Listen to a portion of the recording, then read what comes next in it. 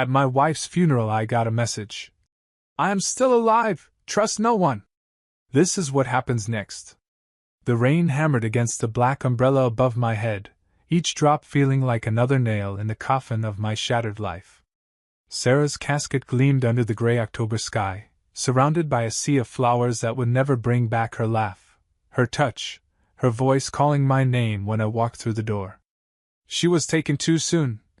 Father Mackenzie's voice drifted over the crowd, but his words felt hollow, meaningless. Too soon? Sarah was 34.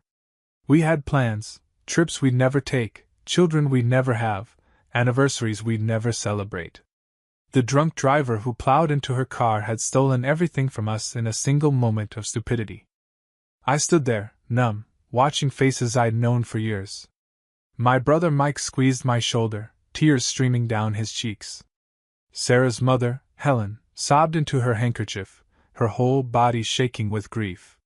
My colleagues from the accounting firm stood in respectful silence, their faces etched with sympathy. "David, I'm so sorry for your loss," whispered Janet from HR, her eyes red-rimmed. "If you need anything at all." I nodded, unable to form words. The prescribed responses felt impossible. How do you thank someone for their sympathy when your world has collapsed? How do you accept condolences when the woman who made your life worth living is lying in a box 6 feet under?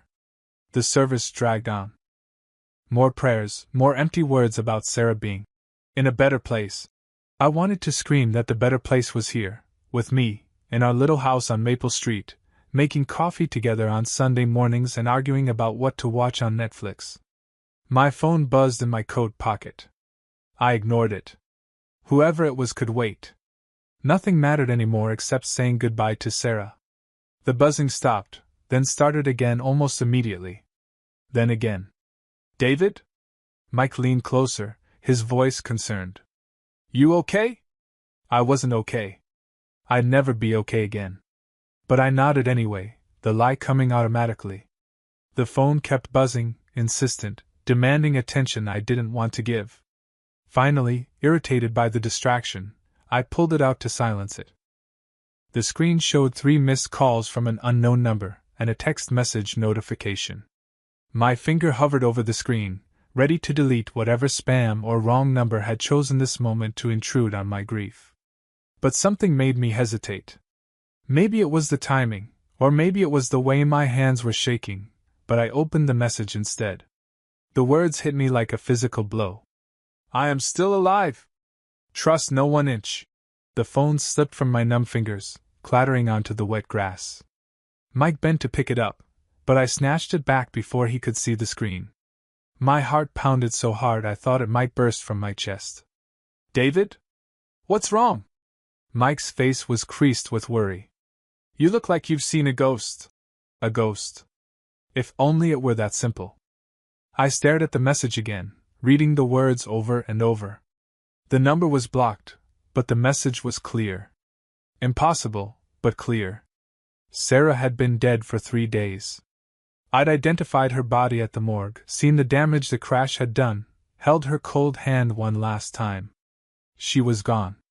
But someone was playing the cruelest joke imaginable. No. There was no, or Sarah was dead. I'd watched them lower her casket into the ground not 10 minutes ago. This was someone's sick idea of a prank, someone who thought it would be funny to torture a grieving widower. But who would do something so evil? And how did they get my number? I looked around the crowd of mourners with new eyes. Helen was still sobbing. Mike looked concerned but normal. Janet from HR was chatting quietly with Tom from accounting. Everyone looked exactly as they should at a funeral, sad, respectful, appropriately dressed in black. Trust no one. The words echoed in my mind. What if this wasn't a prank? What if Sarah had somehow sent this message before she died? But that was impossible too.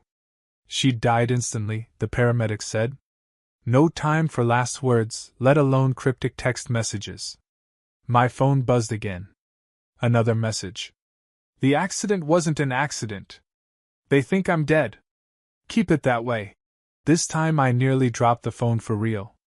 My vision blurred, and I had to grip Mike's arm to keep from falling. The cemetery spun around me like a merry-go-round, faces blurring together into a meaningless parade of potential enemies. "David!" Mike's voice seemed to come from far away. "Breathe, man. Just breathe." I forced air into my lungs, trying to think clearly. Someone was messing with me. It had to be that. Sarah was dead. I'd seen her body, attended her funeral, watched her casket disappear into the earth. Dead people don't send text messages.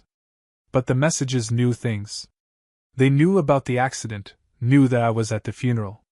Whoever was sending them was watching me right now. I scanned the crowd again, this time looking for someone who seemed out of place, someone who might be observing rather than mourning. But everyone looked normal, looked like they belonged. The co-workers from Sarah's tech company, clustered together near the back. Our neighbors from Maple Street, the Johnsons and the Patels, looking uncomfortable in their funeral clothes. Sarah's college roommate, flying in from Seattle to pay her respects. Any of them could be watching me. All of them could be lying. "I need to go," I whispered to Mike. "Go? David, the reception is at Helen's house. People are expecting. I can't." I shoved the phone deep into my pocket, but I could feel it there like a burning coal against my leg. "Tell them I'm not feeling well. Tell them anything." Mike grabbed my arm.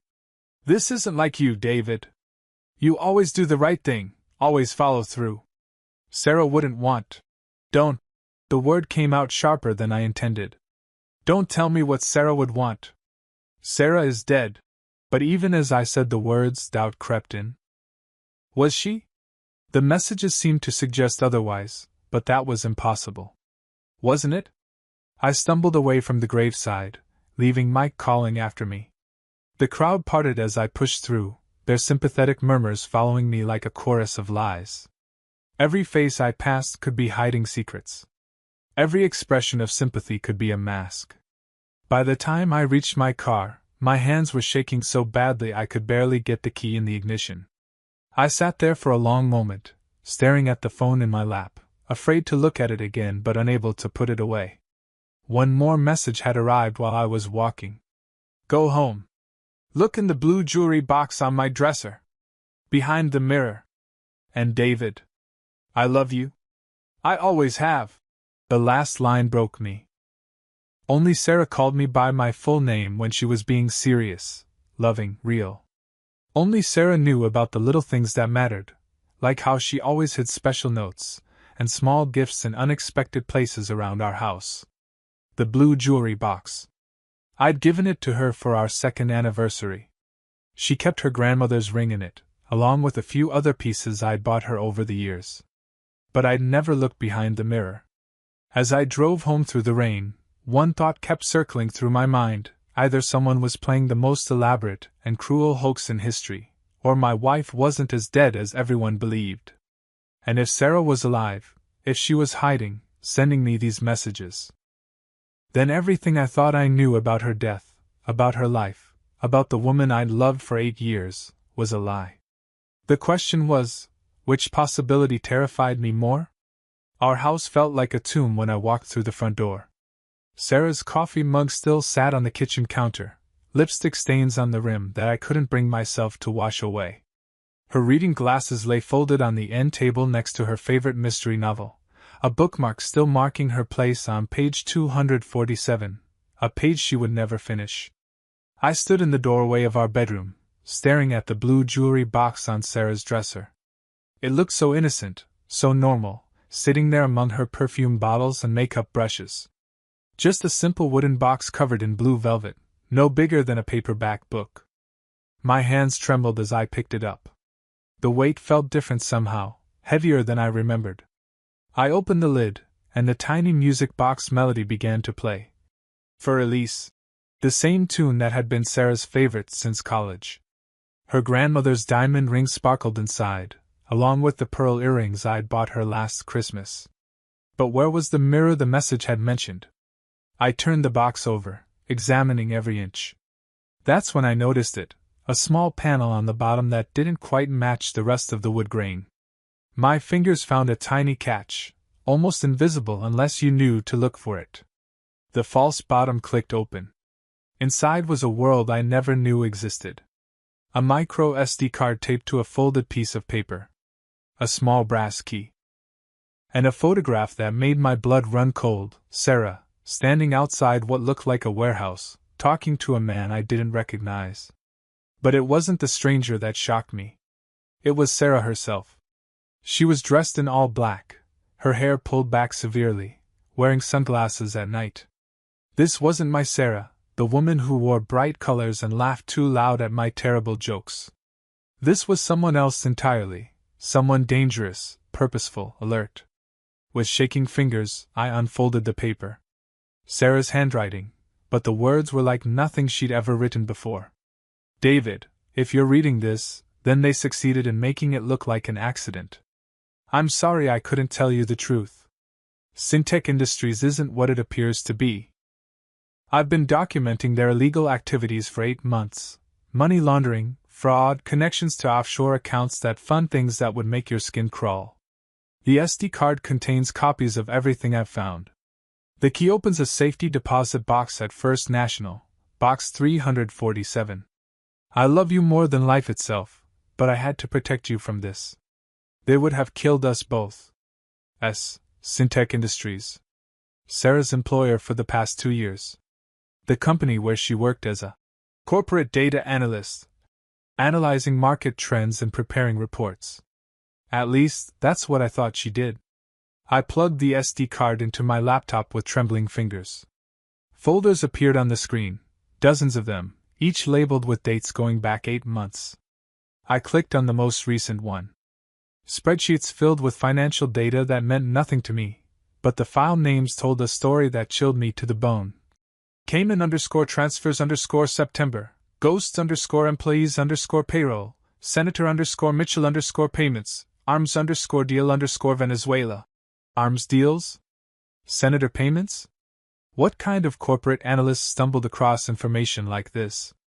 I opened another folder labeled Meeting_logs.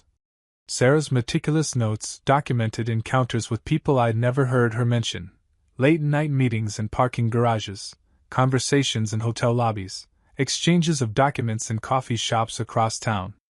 September 15th, met with Phoenix at Riverside Diner. Confirmed Syntec funneling weapons profits through shell company in Delaware. Phoenix nervous, says they're getting suspicious. Advised to lay low. October 2nd, intercepted communication between Morrison and unknown party. Shipment delayed due to federal interest. Morrison mentioned cleaning house and loose ends, must accelerate timeline. October 8th, urgent. Phoenix found dead in apparent suicide. They know. Must extract evidence and disappear. David cannot know. They will use him to get to me. October 8th. That was 4 days before Sarah's accident. 4 days before the drunk driver ran her off the road on Highway 9. Except now I was beginning to understand there had been no drunk driver at all. My phone buzzed. Another message. You found it. Good. Now you know why I had to disappear. They staged my death to stop the investigation, but I escaped. The key opens everything you need to finish what I started. I stared at the screen, my mind reeling. Where are you? I typed back. The response came immediately. Close. But they're watching you now. The funeral was perfect cover. They think you know nothing. Keep it that way. Your grief is your protection. My grief. They wanted me to keep grieving, keep playing the part of the devastated widower. But how could I pretend my wife was dead when she was apparently very much alive and messaging me from wherever she was hiding? Another message. Check the morning news tomorrow. Morrison's suicide will be front page. They're eliminating anyone who knew too much. Morrison. I recognized that name from Sarah's files. James Morrison, Senior Vice President at Syntec Industries. The man Sarah had been investigating. I grabbed the remote and turned on the late news. Nothing yet, but if Sarah was right, Morrison would be dead by morning. The brass key felt warm in my palm. Box 347 at First National. Whatever Sarah had hidden there was apparently important enough to fake her own death. Important enough to break my heart and let me believe she was gone forever. But it also meant that for the past 3 days, while I'd been drowning in grief, planning her funeral, accepting condolences from friends and family, Sarah had been alive somewhere. Hiding, watching, letting me suffer. The anger hit me like a physical blow. How could she do this to me? How could she let me identify a body at the morgue? Whose body had that been? How could she let me stand at her graveside and watch them lower an empty casket into the ground? My phone buzzed one more time. I know you're angry. I know this hurts. But David, they killed Phoenix just for asking questions. They would have killed you too if they thought you knew anything. This was the only way to keep you safe. Safe. While I was drowning in grief and guilt, thinking I should have done something different, should have driven her to work that day, should have insisted she take a different route home. While I was falling apart, she was safe somewhere, watching me destroy myself with sorrow. But she was alive. That was all that mattered. Sarah was alive, and apparently she needed my help to expose whatever corruption she'd uncovered at Syntec Industries. Tomorrow, I would go to the bank. Tonight, I would continue playing the grieving widower. But inside, everything had changed. The morning news confirmed Sarah's prediction with chilling accuracy. James Morrison, senior vice president of Syntec Industries, had been found dead in his downtown office at 6:47 a.m. The reporter's voice was professionally somber, as she described the apparent suicide. The note left behind citing overwhelming work stress and personal demons. I sat in my kitchen, still in yesterday's funeral clothes, staring at the television screen. The coffee in my mug had gone cold hours ago, but I couldn't bring myself to move. Morrison's corporate headshot filled the screen, a middle-aged man with kind eyes and a genuine smile. He looked like someone's father, someone's husband. Not like a man involved in arms deals and money laundering. Not like a man who would kill himself. My phone buzzed. Sarah again. Suicide note was typed, not handwritten. Morrison was left-handed, but the gun was in his right hand. Sloppy work, they're getting desperate. I typed back quickly. How do you know all this? I have friends in places you can't imagine. People who believe in justice more than paychecks. We need to move fast now. They'll be watching you closer after Morrison. As if summoned by her words, my doorbell rang. Through the front window, I could see Tom Bradley from Sarah's department at Syntec, holding what looked like a casserole dish. Tom had been at the funeral yesterday, had shaken my hand and offered his condolences with tears in his eyes. But now, knowing what I knew, his presence felt different. Calculated. David! Tom's voice boomed through the house as I opened the door. Brought you some of Margaret's famous tuna casserole. Figured you might not be up for cooking.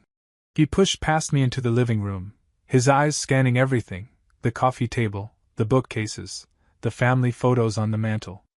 That's very thoughtful. I managed, accepting the dish. Please thank Margaret for me. Tom settled into Sarah's favorite chair without being invited, and something about the casual way he did it set my teeth on edge. How are you holding up, buddy? Yesterday was rough for all of us. I sat across from him, trying to look appropriately broken. It wasn't hard, I was broken, just not in the way he expected. Some days are better than others. Of course, of course. Tom's eyes kept wandering, taking inventory. You know, Sarah mentioned she had some work files at home. Company property, nothing important, but with everything that's happened with Morrison. He trailed off meaningfully. My blood turned to ice. Work files? Yeah, just some data analysis reports, market projections. Boring stuff, really. But with the SEC breathing down everyone's necks after Morrison's situation. Well, we need to make sure all company materials are accounted for. The phone in my pocket buzzed. I ignored it. I don't know anything about work files, I said carefully. Sarah kept her work life separate from home. Tom's smile never wavered, but something shifted behind his eyes. Of course, of course. It's just that her computer access logs show she was downloading quite a bit of data in the weeks before. Before the accident. Probably nothing, but you understand how paranoid corporate can get. Another buzz. Then another. I should probably take a look around. Tom continued, standing up. Just to put everyone's mind at ease. Won't take but a minute. Actually, Tom, I'm not really up for visitors right now. I stood too, blocking his path toward the stairs. Maybe another time? For just a moment, Tom's friendly mask slipped. His eyes hardened, and I caught a glimpse of something cold and calculating underneath. Then the smile snapped back into place. Sure. I understand completely. Grief makes everything harder. He headed toward the door, then paused. You know, David, if you find any of Sarah's work materials while you're going through her things, it would really help the company if you could give me a call. We're all just trying to honor her memory by tying up loose ends. The moment the door closed behind him, I pulled out my phone. 3 messages waited. Don't let him upstairs. Tom Bradley, 15-year Syntec employee, promoted to senior analyst 6 months ago after asking no questions about irregular data transfers. He's not your friend. Never was. They sent him to search the house. My hand shook as I typed back. He knew about the files. How did he know? They've been monitoring everyone who had access to the Morrison investigation. Tom volunteered to get close to you after I died. Offered to be the concerned colleague who would check on the grieving widower. The betrayal hit harder than I expected. Tom had been at our barbecues, had brought Sarah birthday presents, had seemed genuinely devastated at her funeral. But it had all been an act, a performance designed to get him close enough to search our house. What do I do now? I typed. Pack light. The safety deposit box, then we leave town. They'll be back tonight with a warrant, or worse. Where are you? Closer than you think. Farther than they know. Pack only what you need and meet me at the place where we had our first date. Midnight. Our first date. The old pier at Crystal Lake, 40 minutes outside town. We'd gone there to watch the sunset and ended up talking until dawn, sharing dreams and fears and falling in love under a canopy of stars. Sarah, I need to know, whose body did I identify at the morgue? The pause was longer this time. When the response came, it was shorter. A Jane Doe from the city morgue. Same height, same hair color. I'm sorry you had to go through that. I'm sorry for everything. Another message followed immediately. But David, I need you to understand, they have people everywhere. Police, coroner's office, city hall. The only reason you're alive is because they think you know nothing. Keep it that way. I looked around our house, our sanctuary, our home, the place where we built our life together. In 12 hours, I'd have to leave it all behind. The photos on the mantel, the books we'd collected, the little everyday things that made this place ours. But Sarah was alive. After 3 days of drowning in grief, after saying goodbye at her graveside, after accepting that I'd spend the rest of my life missing her, she was alive. My phone buzzed one final time. I know this is hard. I know I'm asking you to trust me after lying to you for months. But David, what we expose could save thousands of lives. Morrison was just the beginning. Are you with me? I looked at Tom's casserole sitting on my counter, a prop in his performance of friendship. I thought about the tears he'd shed at Sarah's funeral, the way he'd hugged me and promised to be there if I needed anything. All lies. All of it. But Sarah's love for me, that had been real. Even as she'd built this elaborate deception, even as she'd faked her own death and let me grieve, her love had been the one true thing in a world suddenly full of shadows and deceit. I typed back. Always. I love you too. The response was immediate. See you at midnight. And David? Trust no one else. First National Bank felt like a mausoleum at 10 in the morning. My footsteps echoed off the marble floors as I approached the safety deposit box area, Sarah's brass key burning in my pocket like a guilty secret. The elderly bank manager, Mr. Patterson, led me down a corridor lined with numbered boxes, his keys jangling with each step. Box 347, he announced, inserting his master key alongside Sarah's. I'm sorry for your loss, Mr. Chin. Your wife was a lovely woman.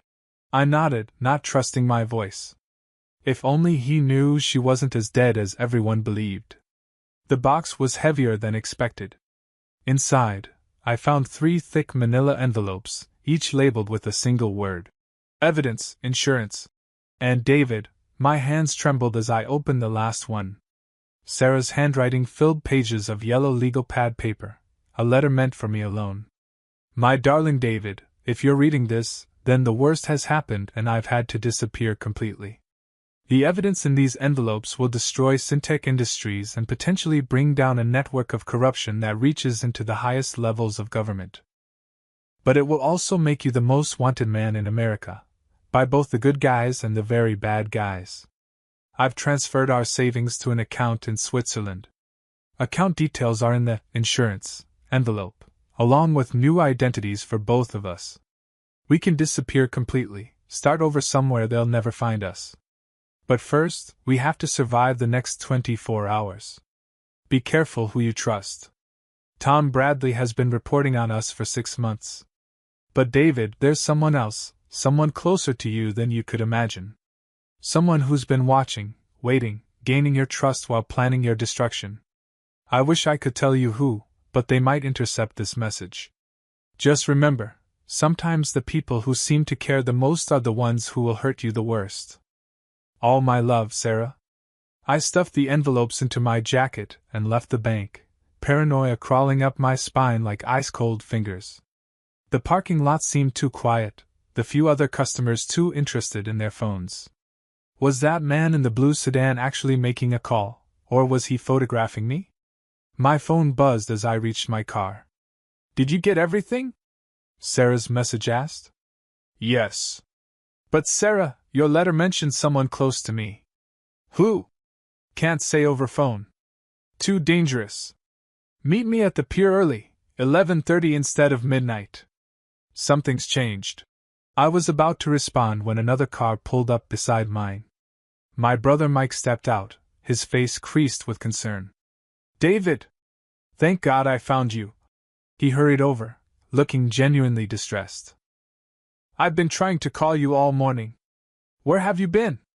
Just running errands. I clutched the envelopes inside my jacket, trying to look normal. Listen, something weird is happening. This guy came by Mom's house this morning, asking questions about you. Said he was from Sarah's life insurance company, but something felt off. Mike stepped closer, lowering his voice. He knew things, David. Personal things about you and Sarah. Where you went on your honeymoon, what kind of car she drove, even that silly nickname she had for you. Pumpkin. Sarah used to call me Pumpkin when she was being playful, usually when she wanted me to do the dishes or take out the trash. It was embarrassing and endearing at the same time, and we never told anyone else about it. What kind of questions? I asked, though I was already dreading the answer. He wanted to know if you'd found any of Sarah's personal effects. Documents, files, anything work-related. Mike's eyes were worried. David, I think someone's been watching you. Maybe watching all of us. My phone buzzed again. Your brother is in danger too. They'll use him to get to you. Bring him with you tonight. I stared at the message, then at Mike. My older brother, who taught me to ride a bike and helped me through my first heartbreak. Who'd held me while I sobbed at Sarah's funeral and promised to help me get through the worst time of my life. Mike, I said carefully, how did you know to find me here? His expression flickered, just for a moment, but I caught it. I tried your house first. When you weren't there, I figured you might be running errands downtown. But how did you know which bank? Another flicker, longer this time. Mike had always been a terrible liar, even as kids. Lucky guess? Mike, First National isn't even our bank. We use Wells Fargo on 5th Street. The silence stretched between us like a chasm. I watched my brother's face, seeing the exact moment he realized his cover was blown. The worried expression melted away, replaced by something cold and calculating that I'd never seen before. David, he said quietly, You need to give me whatever you found in that safety deposit box. What safety deposit box? I backed toward my car, but Mike moved to block me. Don't make this harder than it has to be. His voice was still gentle, but there was steel underneath now. Sarah was involved in something dangerous, something that could hurt a lot of innocent people. The documents you just picked up, they're classified government materials. Stolen. You're lying. Am I? Did Sarah tell you she was working with foreign agents? Did she mention the money she was being paid to steal corporate secrets and sell them to the highest bidder? The words hit me like physical blows. That's not true. She was exposing corruption. She was a traitor, David. Mike's voice was patient, like he was explaining something simple to a child. And now you're an accessory. But it doesn't have to end badly. Give me the documents, and I can make this go away. You can go back to your quiet life, grieve your wife properly, and pretend none of this ever happened. My phone buzzed urgently. I glanced at the screen. Run. Now. How long? I asked Mike, my voice barely a whisper. How long what? How long have you been working for them? How long have you been spying on your own brother? Mike's shoulders sagged slightly. David, you don't understand how this works. They approached me 6 months ago. Said Sarah was under investigation, that you might be in danger if she decided to involve you. They asked me to keep an eye on things, to protect you. By betraying me? By keeping you alive? The mask was completely off now, his voice sharp with frustration. Do you have any idea what Sarah stole? What kind of people are looking for those documents? They would have killed you both if I hadn't convinced them you knew nothing. And now? Mike reached inside his jacket, and I saw the outline of a gun. Now you know too much. I looked at my brother, the man who'd been my best man at my wedding, who'd promised to take care of me after Sarah died, and realized I'd never really known him at all. Sarah's letter had warned me, sometimes the people who seem to care the most are the ones who will hurt you the worst. I ran. My car screamed through downtown traffic as Mike's voice echoed in my rearview mirror, shouting into his phone. Within minutes, I spotted the first tail, a black SUV that matched my every turn, staying exactly 3 cars behind. Then a second one appeared from a side street, boxing me in from the right. They were coordinating, professional, and closing fast. I took a hard right into the warehouse district, tires squealing against asphalt. The envelopes from the safety deposit box sat heavy in my jacket, feeling like they weighed 1,000 pounds. Whatever Sarah had discovered, whatever evidence she'd compiled, it was worth killing for. My phone buzzed. Parking garage on Industrial Boulevard, level 3, northwest corner. Leave your car, take the stairs. Hurry. The garage was nearly empty at midday. I abandoned my car and grabbed the envelopes, my footsteps echoing off concrete as I climbed the stairwell. Behind me, car doors slammed. They'd found my car already. Level 3 turned into a maze of concrete pillars and shadows. I pressed myself against a support beam, trying to control my breathing. Footsteps approached from multiple directions, at least 4 men, moving with military precision. David Chun! The voice bounced off the walls. We know you're here. Make this easy on yourself. I crept toward the northwest corner, staying low behind parked cars. A figure stepped out from behind a pillar 20 feet away, a maintenance worker in gray coveralls, pushing a janitor's cart. But something about his movements was wrong. Too alert, too purposeful. His hand rested near something under the cart's towel. Another message buzzed. Gray coveralls is one of theirs.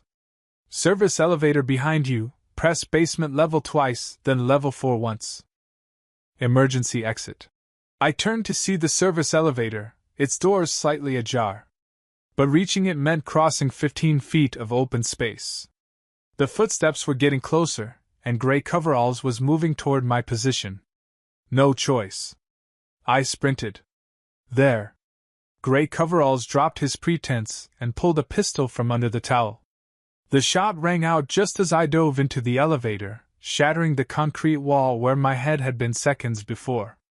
The basement was a maze of storage units and mechanical equipment. I followed Sarah's directions through twisting corridors, the envelopes clutched against my chest like armor. Behind me, the elevator dinged again. They were coming. My phone guided me through 3 more turns before I found the emergency exit, a heavy steel door marked with faded warning signs. It opened onto a construction site, where half-built office buildings reached toward the gray sky like concrete skeletons. Construction trailer, blue door, key under the loose brick to the right. The next message read. The trailer was cramped and dusty, filled with blueprints and hard hats. But in the back corner sat a laptop computer, its screen glowing in the dim light. I plugged in Sarah's SD card and watched as folders full of financial documents filled the screen. But these weren't the same files I'd seen at home. These were deeper, more detailed, with bank routing numbers, names, dates, amounts. Millions of dollars flowing from Syntec Industries to offshore accounts, then redirected to arms dealers, terrorist organizations, and corrupt politicians across 3 continents. Senator Mitchell's name appeared dozens of times, not as a victim, but as a willing participant. The same Senator Mitchell who chaired the Senate Defense Committee, who had access to classified military contracts and weapons specifications. My stomach lurched as I realized the full scope of what Sarah had uncovered. This wasn't just corporate fraud. This was treason on a national scale, with American weapons technology being sold to enemies of the state. One file made my blood run cold. Project Nightfall, Domestic Operations. It detailed plans to eliminate witnesses, starting with Sarah, then moving systematically through anyone who might have seen her evidence. My name was third on the list. Mike's name was there too, but not as a target. As an asset, tasked with monitoring and eventually eliminating his own brother when the time was right. The trailer door exploded inward. 3 men in tactical gear burst through, weapons drawn. "Step away from the computer," the leader ordered, his face hidden behind a black mask. I raised my hands, the evidence envelopes still clutched in my fingers. "You're too late. I've already copied everything." "No, you haven't." The leader's voice was calm, professional. "The computer's not connected to the internet." Nice try, though. He was right. In my panic, I hadn't even thought to look for a connection. The evidence was still trapped on this single laptop, and they were about to destroy it along with me.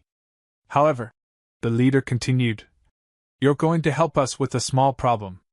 See, we need to make sure every copy of this information is destroyed. Every flash drive, every backup, every hidden file your wife might have left behind. I don't know where. You will." The leader nodded to one of his men, who produced a syringe. "We've developed some very effective ways of helping people remember things they think they've forgotten." The needle gleamed in the fluorescent light as they moved closer.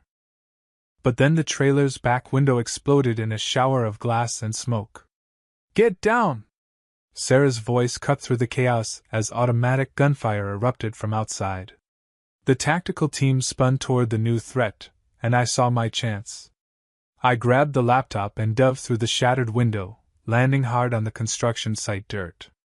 Sarah appeared from behind a concrete mixer, no longer the corporate analyst I'd married but someone else entirely. Military-trained, dangerous, lethal. "This way!" she shouted, laying down covering fire as the men in the trailer regrouped.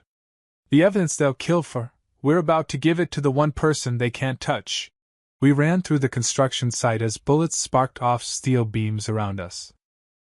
Sarah moved with practiced efficiency, leading me through a path she'd obviously planned in advance. "Who?" I gasped, clutching the laptop. "Who can't they touch?" Sarah's smile was fierce as we reached a waiting motorcycle. "The one person in Washington who's been hunting them even longer than I have. FBI Director Morrison, James Morrison's older brother. He's been waiting 3 years for evidence like this." As we roared away from the construction site, federal agents swarmed the area from 3 directions. Sarah had orchestrated everything perfectly, the chase, the confrontation, even our escape route. But we weren't free yet. We still had to survive until midnight, until we could deliver the evidence and finally end this nightmare. The hunt was just beginning. Crystal Lake Pier looked exactly as it had 8 years ago, weathered wooden planks stretching into dark water, surrounded by pine trees that whispered secrets in the wind. The same place where Sarah had first told me she loved me, where I'd proposed on a warm summer evening, where we'd come to talk through our biggest decisions. Now it would be where we'd decide what came next. Sarah sat on the end of the pier, her legs dangling in the water, looking almost normal in jeans and a sweater. Almost like the woman I'd married, except for the way she constantly scanned the tree line and the pistol resting beside her on the wooden planks. "You came," she said softly as I approached, not turning around. "Did you think I wouldn't? After everything I put you through? The funeral, the lies, letting you believe I was dead?" She finally looked at me, and I saw tears streaming down her face. "David, I watched you identify that poor woman's body. I watched you break down at my graveside. I did that to you. I sat beside her, close enough to touch but not quite touching. You saved my life. And apparently thousands of others. The federal task force raided Syntec Industries 2 hours ago," Sarah said, wiping her eyes. 17 arrests so far, including Senator Mitchell. The arms deals have been shut down, the terrorist funding cut off. Morrison's brother made sure of that. And Mike?" Sarah's expression hardened. "In custody. Along with Tom Bradley and 6 other Syntec operatives. They'll face charges for conspiracy, treason, and accessory to murder." She paused. "I'm sorry about Mike, David. I know how much he meant to you." I stared out at the dark water, processing the betrayal all over again. "How long have you known?" "About Mike?" 3 months. He approached me first, said he was worried about your safety, wanted to help protect you. I almost believed him. Sarah's voice was bitter. Then I caught him copying files from my laptop while you were at work. That's when I knew they had someone inside our family. So you planned all of this? The fake death, the messages, leading me through the evidence? Every step. I had to make it look real, David. They were watching everyone, you, Mike, our friends, our neighbors. The only way to get the evidence to the FBI was if everyone, including you, believed I was actually dead. The silence stretched between us, filled with the sound of water lapping against the pier and the distant hoot of an owl. So many questions, so much hurt, so much relief all tangled together. Whose body did I identify? I asked finally. A Jane Doe from the county morgue. Car accident victim from 3 weeks earlier, no family, no one to claim her. Sarah's voice broke. She was the same height, same hair color. The injuries from the crash made identification difficult. I'm so sorry you had to go through that. And the accident? Staged. Syntec hired professionals to make it look like a drunk driving incident. But I knew they were coming. FBI Director Morrison had been building a case for months, and I was his inside source. When we realized they were going to kill me, we faked my death and let them think they'd won. I reached for her hand, and this time she didn't pull away. Her skin was warm, real, alive. I grieved for you, Sarah. I mourned you for 3 days. I know. She squeezed my fingers. I wanted to tell you so many times. Every message I sent, I wanted to explain everything. But they would have killed you if they suspected you knew the truth. What happens now? Sarah smiled for the first time since I'd arrived, a real smile, the one I'd fallen in love with years ago. Now we disappear for a while. The Swiss account has enough money to last us years, and the FBI has given us new identities until the trials are over. She gestured toward the parking lot, where I could see a black sedan waiting. Director Morrison is in that car right now, waiting to debrief us and arrange our protection. New identities? New names, new backgrounds, a new life somewhere they'll never find us. She stood and pulled me to my feet. David, what I discovered goes deeper than just Syntec. There are other companies, other conspiracies, other networks of corruption. It's going to take years to unravel all of it. We walked back toward the parking lot hand in hand, past the memorial bench where we'd had our first kiss, past the old oak tree where I'd carved our initials. The life we'd built here was over, but somehow, that felt like a beginning rather than an ending. One more thing, Sarah said as we approached the sedan. When this is all over, When the trials are finished and the conspiracies are exposed, we can come back here.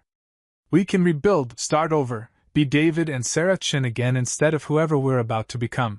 Director Morrison stepped out of the car, a tall man with graying hair and kind eyes that looked remarkably like his late brother's. Mrs. Chin, he said formally, then smiled. Or should I say, Agent Sarah Martinez? Agent Martinez. My wife had been an undercover federal agent. There's still so much I don't know about you, I said to Sarah as Director Morrison held the car door open. We have time, she replied, kissing me softly. We have all the time in the world now. As we drove away from Crystal Lake, leaving behind the pier where our love story began, I realized that sometimes the greatest love stories aren't about happy endings. They're about choosing each other again and again, even when the world falls apart around you. Even when death do you part turns out to be just another lie worth fighting through together. The road ahead was uncertain, dangerous, and completely unknown. But we would face it together, and that made all the difference.